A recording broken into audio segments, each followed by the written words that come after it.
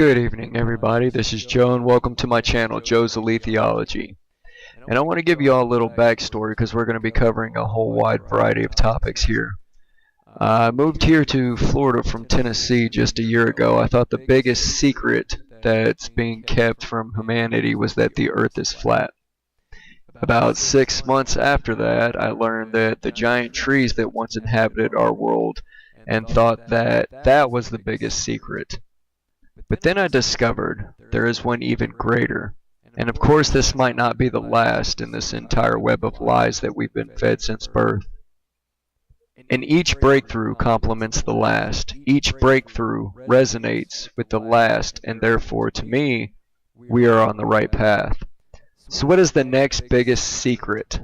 I honestly believe that it is that the North Pole is the true location of Eden, the navel of society. Let's start taking a look at some of the bigger picture here and work our way down to the little puzzle pieces and some of the other rabbit holes and stuff of the research I've done since I've been here. You know, once you start doing your research and you start looking into this stuff, you start piecing together the big picture and the puzzle. You start noticing that you're getting warm, very warm, but not quite red hot. The North Star, also called Arthur, is the one immovable star in our night sky. How all the other stars revolve around it. That King Arthur and his 12 knights of the Round Table symbolize this. The Round Table is the zodiac or zodiarch, zoo of the arc, 12 constellations. 12 knights of the Round Table. The Round Table is exactly that, a flat round table, a flat round earth, our earth. King Arthur is in the center, represented by Polaris. Above and below, a pole below. The pole being the Black Mountain, also known as Mount Meru. Then we have Jesus, which his 12 disciples. If you look at the picture of the Last Supper, they hide the fact that the table is actually round. See the arc in the center? It is a round table. Again, Arthur and Jesus in the middle with 12 disciples revolving around him. Notice that the 12 disciples are broken into groups of 3, representing the 4 seasons. Now, we have the Chinese zodiac doing the same thing. The animals of the zoo circle, the center, is the yin and the yang, and we also have time with 12 hours a day revolving around the center pole as well. Just check out an analog clock. The center is the point of magnetism, the magnetic north. The 4 seasons are represented in the as below as well, 4 islands, 4 seasons, 4 colors of alchemy. You can see on the Hopi flat earth model the 4 colors of alchemy being depicted as well. Black, white, yellow, and red. And the 4 islands make up the land of Eden, which I will explain in a bit here. Heaven is at the North Star, the true all-seeing eye of God, always lit, always open, where God sits seeing all, everything. So the all-seeing eye is a good symbol, but it's often used by the Luciferians as well. Now, Gerard Mercator, geographer and cartographer, made the trip to the North Pole and wrote a letter about it to his friend John Dee, advisor Queen Elizabeth in the mid-1500s. Notice Dee's beard doing the downward triangle. The downward triangle is the water element. Water is a symbol of Lucifer, associated with the moon. He is also in a big O. O represents Omega, again, the energy of the moon. Notice that he is looking to his left, the sinister path, the left hand. In Mercator's letter, he describes the land at the North Pole. He says that it is surrounded on all sides except for the north. with very tall mountains that reach the clouds and are free from vegetation. On the north side, the land is skirted by the ocean. Now the land is divided by 4 rivers that flow with a very strong current northwards. When looking at the map, we can see that it resembles a flower, that each island is shaped like a petal, and the mountain in the middle be the stigma. It reminds me kind of a hibiscus, which is very close to the hyperbiscus or hyperborea. Notice how the petals are lighter going towards the center and resemble water entering a whirlpool at the pole in the magnetic north. So the stigma of the hibiscus is the obelisk and represents the male portion and petals which represent the female. It reminds me of the bull's eye symbol. Now isn't that an interesting name? Think about it. How in the world does it resemble a bull's eye? It doesn't, but it is a clever way to disguise that it has a Taurus, Taurus, in the middle because Taurus, the bull constellation. Taurus is how the energy flows in our enclosed system. The water gets drawn to the center, to the magnetic tower, Black Mountain, Mount Meru, and drawn into a whirlpool that leads to the center of the earth. It keeps going and eventually gets drawn back out at the perimeter or the ice ring, otherwise known as Antarctica. Taurus would be the bull, the male, and Lotus would be the flower or the female. They also use the lily and the rose in their symbolism, and is reflected on tarot cards. The lily would be the tower or mountain, and the rose would be the islands surrounding it.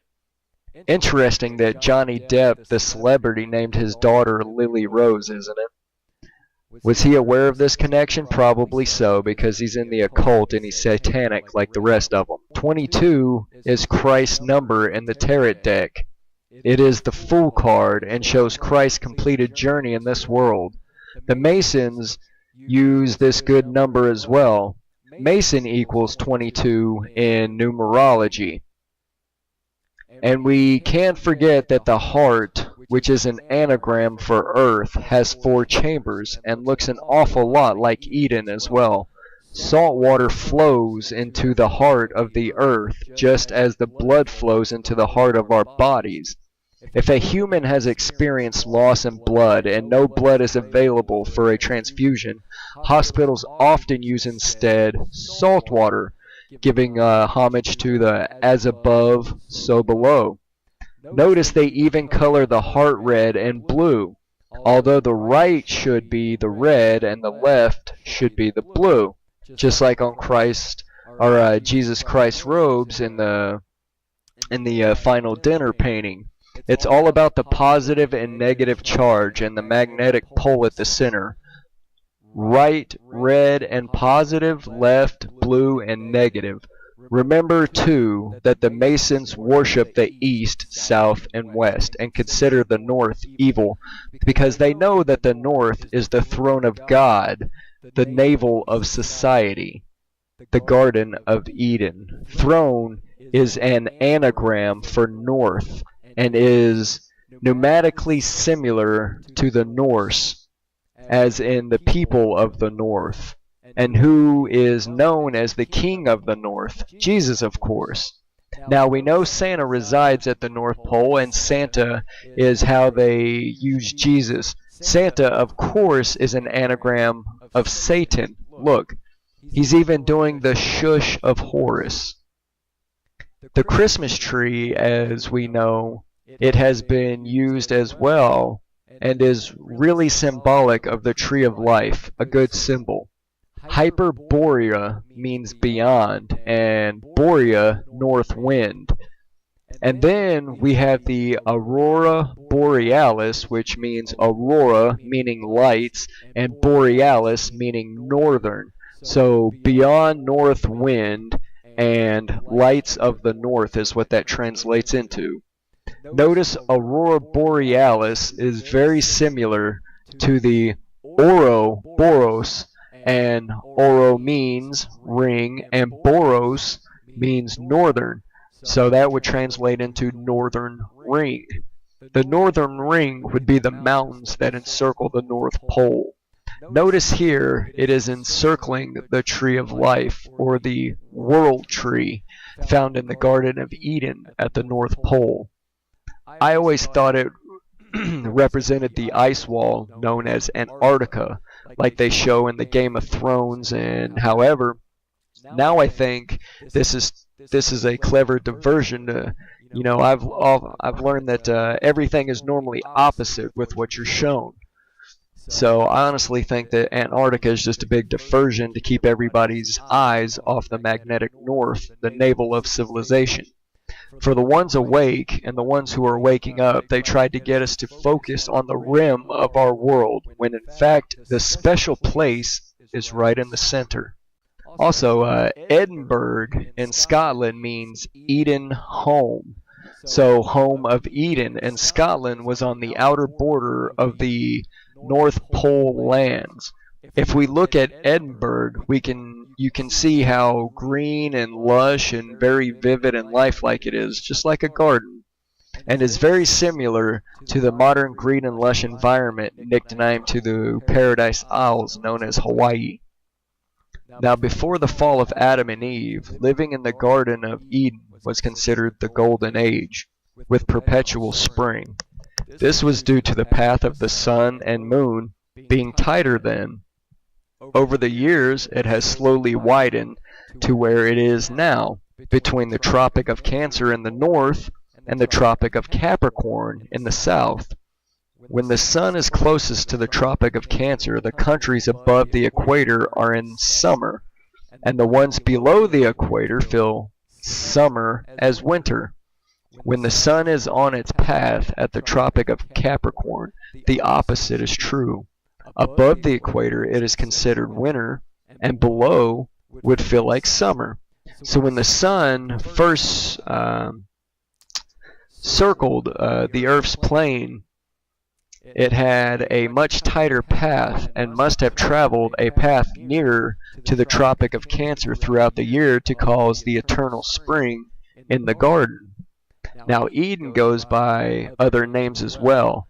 It's called Mount Meru, Moriah, Mount Olympus in the Greek mythologies, and Sumeru. Remember that Sumeria is supposed to be the first recorded civilization. So could Sumeru be connected to Samaria? I would say absolutely it could. Then we have Thrace, which is a civilization supposedly 2,000 years older than Samaria. That is another name for Eden. And we also have Thule, Thule. Notice how Hitler was part of the Thule Society and was heavily into the occulted knowledge. Doesn't it appear that they are worshiping the center here, the navel of society, or taking energy from it for their god, the Luciferians? I don't get a good vibe from this picture at all. It absolutely just has all kinds of symbology and just rings a lot of red flags for me. But anyway, the Nazis supposedly went to Antarctica and set up a base called Neuschwabenland. I'm sorry, I'm not really good at German, but Neuschwabenland. Nearby is an island named Thule. Now, was this to divert our attention from the real location of Thule being at the North Pole? Perhaps. I'd say anything is possible. We've been lied to about everything else, so why not that? Notice, too, that Antarctica means opposite of the Arctic. Ant as in anti. So if the Arctic is the seat of Christ, that would make the Antarctic the seat of the Antichrist. So the rim would be as far away from God as you can go on the Earth's plane. Now this is all me just speculating and just theorizing and trying to connect pieces together. Also, that Atlantis, the lost civilization, was really Eden as well. The description of Atlantis having rings of land with water between them leading to a central city is very similar to the description of the islands at the North Pole from Mercator's notes. The most common location given for the possible location of Atlantis is in the Atlantic Ocean, just north of the coast of Africa. However, if we step back and we look at the shape of the continents, the Americas do look like they could fit like a puzzle piece into the continents of Europe and Africa. So that would leave no room for Atlantis to be in between them, would it? But if Atlantis was actually at the North Pole, that would make perfect sense, at least to me. I think the land masses possibly drifted outwards with the widening path of the sun. Now we have a hidden connection to Atlantis with the Mormons. First, if we look at the word Mormon, we have an anagram for Mr. Moon, and Mr. Moon would be Lucifer. Lucifer is represented by the moon, and also Venus. The Mormons, also known as the Church of the Latter-day Saints, Lat Saints, is a perfect anagram for Atlantis. You can't make this stuff up. I'm serious, people. You just can't. They put this stuff right out in front of your nose, and they think we're all just fluorinated and idiots. And we're not done, though, but the latter day is pneumatically similar to latter day, as in the ladder that goes to heaven, otherwise known as the stairway to heaven. So it appears they are hiding in plain sight all the secrets of our world. We have absolutely just been dumbed down and not taught, what they know. Pretty much we're taught garbage and rubbish in these indoctrination camps we call schools. But here's another example of Magic Mountain, Disneyland. Remember that M is a 3 on its side. So MM equals 33. The Magic Mountain would be the magnetic mountain, the obelisk at the center of the park, Mount Meru, Magic Mountain. We learn from Mercator's letter, that the Magic Mountain is 33 miles in circumference. Now the sun and the moon are also 33 miles in circumference. How amazing is that? Do you think that the Masons are hiding info from us? Absolutely. Just like everybody else. The United Nations, for instance, use the flat Earth map as their symbol. And what is the number in the middle? 33, of course. Also note that the abbreviation for the United Nations is an ancient name for Lucifer, Un, as in a prefix that means against or anti. So we have against Christ or Antichrist. They worship the UN, the Antichrist, and are trying to overthrow, God's throne. But let's get back to Walt Disney for a second. Back to the Walt's world, we find that Walt Disney was a 33rd degree Mason, and Disneyland is a home to Club 33. Notice the Merovingian Fleur de Lis at the top. I hope I said that right. I ain't French. But yes, Mero from Merovingian, as in Mount Meru or Moro. Now the land surrounding Mount Meru is lush like a garden. In Norse mythology, we have Asgard and Midgard. Asgard in the name for the home of the gods or heaven, and is the garden above. Asgard is an anagram for Asgarden. Midgard is the name for earth, Midgard or middle garden, the garden below, or Eden.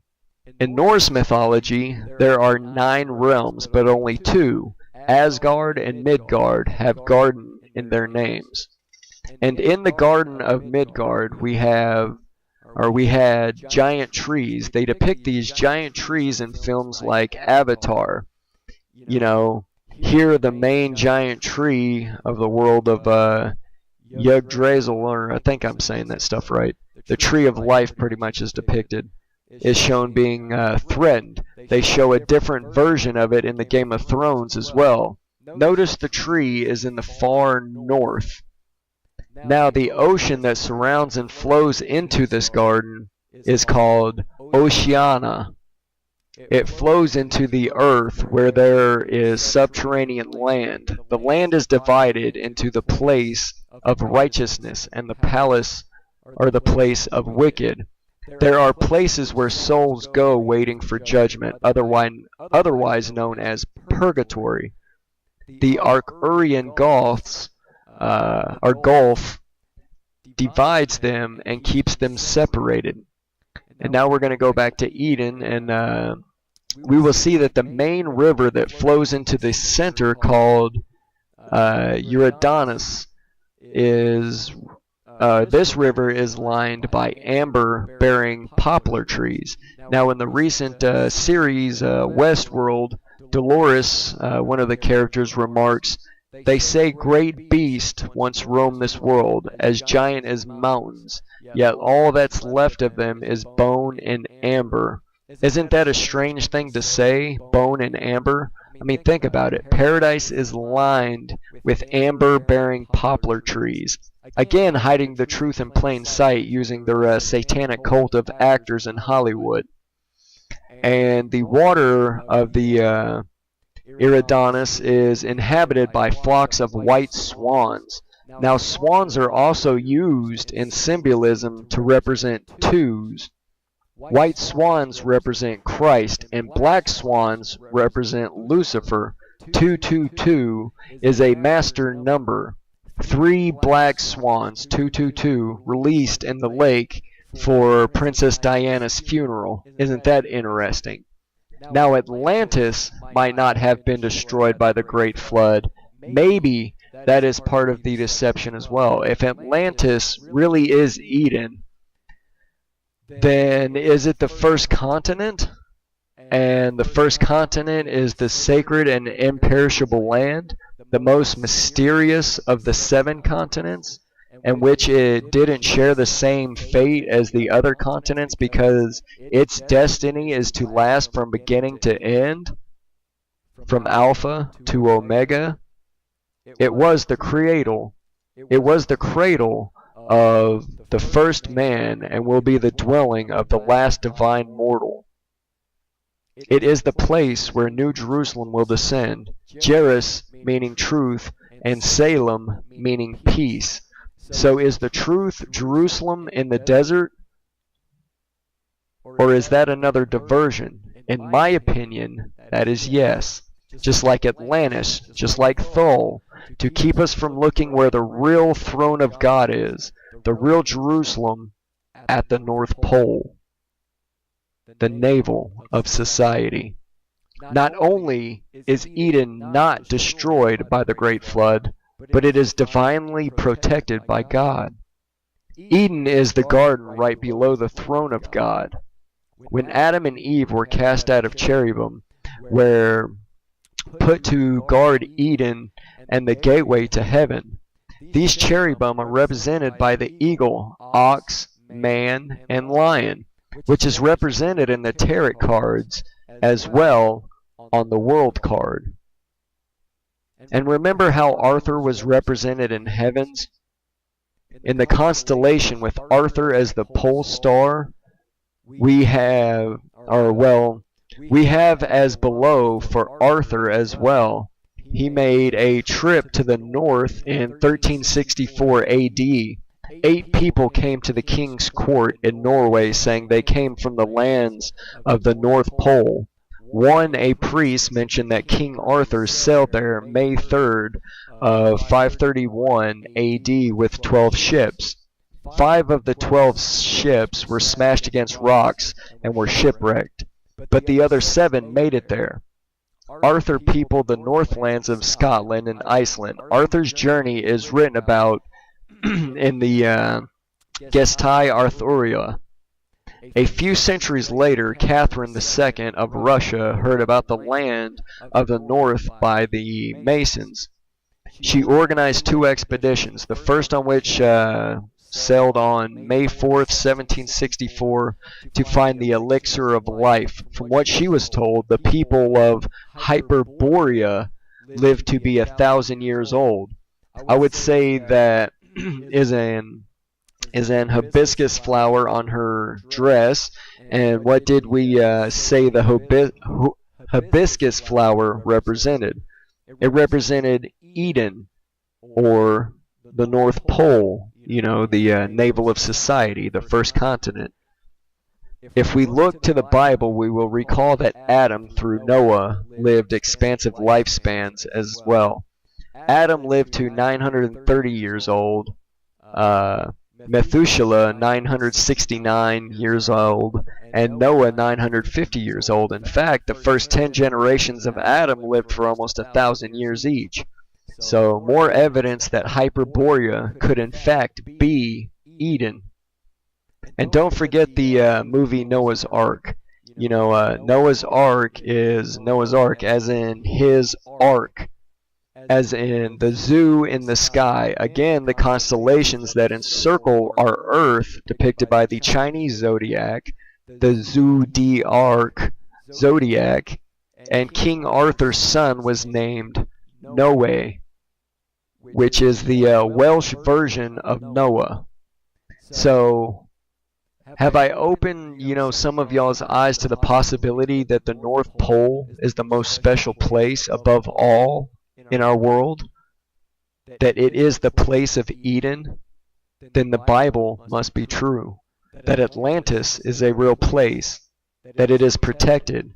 That God is just above it, seated on his throne, the true all-seeing of eye, watching over his people.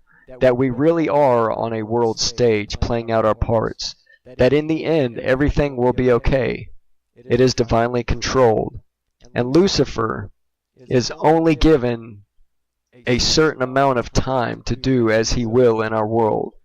Due to his fall, along with Adam and Eve's, we are at a time of great revealing.